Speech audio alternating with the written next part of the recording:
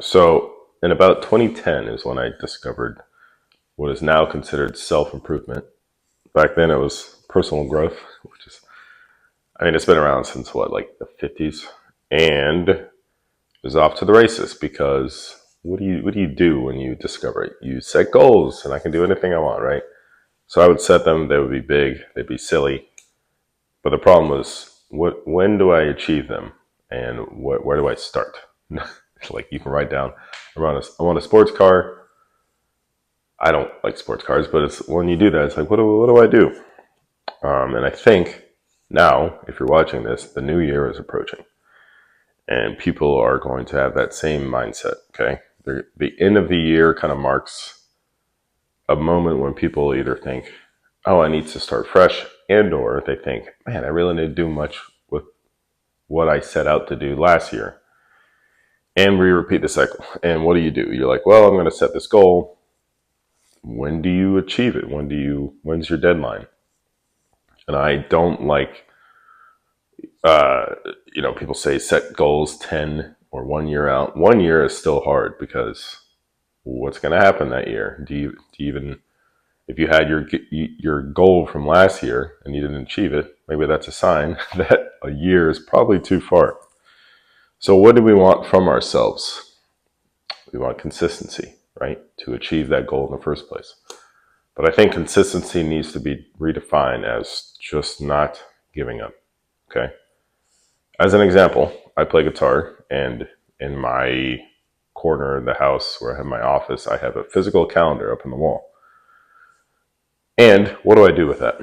Every day I practice, I get a little marker and I check that day off. The goal is to only hit practice at least 90% of the month, which means I give myself like 3 days of wiggle room.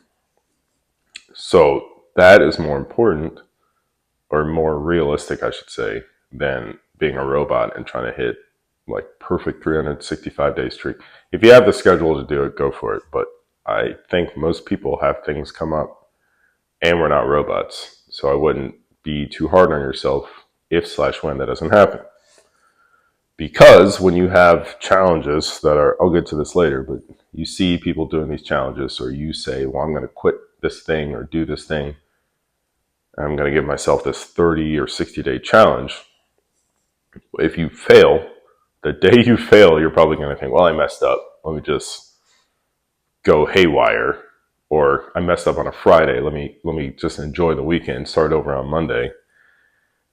And I've done this myself. When I have the average, if I mess up on a day or a meal, I just think, well, I'm going to get back on it tomorrow. There is no go crazy or even get back on it the next meal.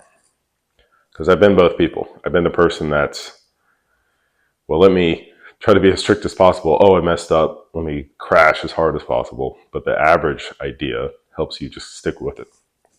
So what you got to do is have a daily resolution. Okay.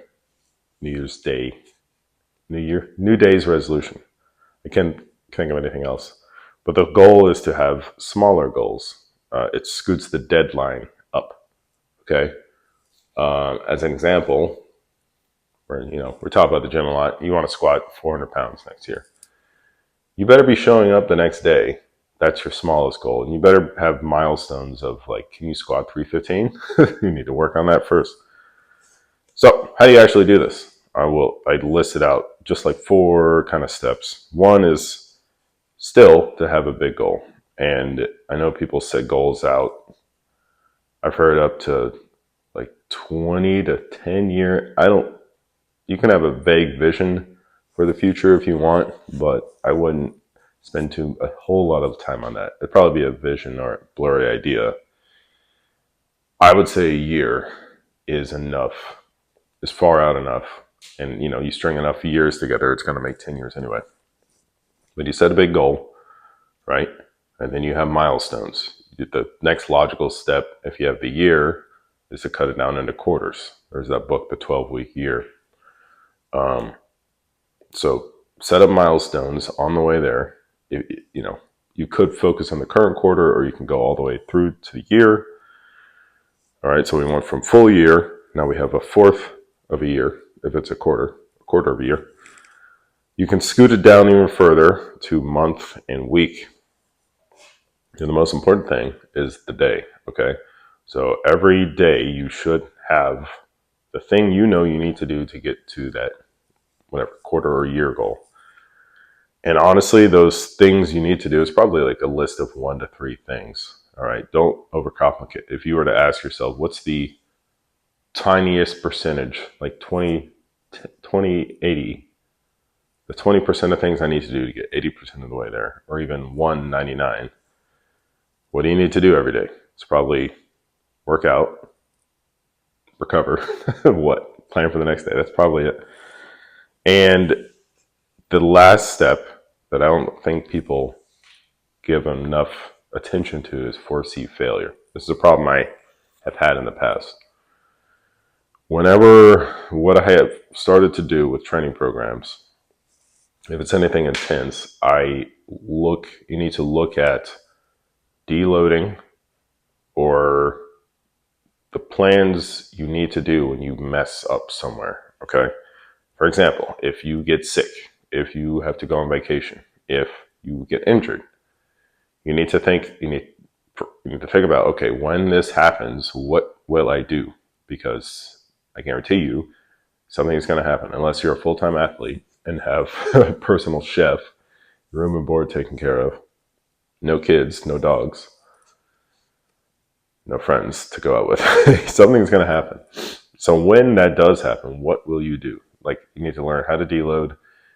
You need to think about, okay, well, it's going to take me this long. Do I need to push my goal deadline back? Something like that, okay? And I don't think enough people think of that. And I think that's when the binging mentality comes in, right? Remember when I talked about the whole eating thing? Like when there's a birthday party coming up, just eat the food, okay? When there's the holidays, just eat the stuff, right? Because, man, I can't think of a more, people say, well, working hard is a wonderful experience. Yes, but if you are in a season of your life when you can pull that off, like 75 hard, go for it. Like, I think 75 hard is great for people that have the bandwidth to do it and probably maybe need to get their life in order because they're not doing a whole lot, right? When you have those 2 workouts in the day and reading, it really changes you. But for most people, stuff's going to happen. All right, learn how to readjust. Think of that. That way, you don't panic and give up, okay? Foresee failure. At the very least, push your goals back a little bit, but learn how to readjust, all right? And as mentioned this before, but the streaks, the challenges, I think we live in the time when it is so easy to compare ourselves with the internet. I'm guilty of this too. And you see those well-edited videos that are, for example, one, it's like, I tried powerlifting for 30 days. I cut out alcohol for 30 days. I gave up sugar for 30 or 90 days. And then you think to myself, well, that's what I need to do. Those are nice. I don't know what those people are doing after that. And I would advise, I'm not completely throwing challenges and streaks out, but that should be a launching point into something else, okay? You hit a 30-day or 90-day streak. What do you do on day 31? What do you do on day 91? It should, if it's something that you're quitting,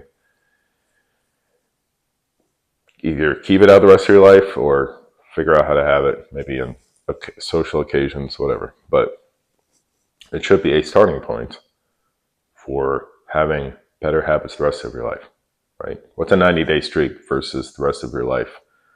If you can work out 80% of the time for the rest of your life, do it, right? There are days, and you're not going to like it. There are days when I don't want to be out here. It's just honesty, because your body, your brain just wants to stay the same. But you just keep conditioning yourself to show up. And once you hit that average, you will be above average, right? That's kind of an adorable way to put it. That's it, y'all. Thanks for watching. If you have any questions, ask in the comments below. If you want help with any of this stuff, motivation, your habits, your training, I'll put a questionnaire in the description. It's not an official work with me type thing, but honestly, it's just if you have questions, use that as well. I want to help people out. So if you want some help for free right now, go ahead, write somewhere. But thank you for watching. Subscribe. Newsletter version of this is in the description if you want to read more detail. I'll see you in the next video. Bye-bye.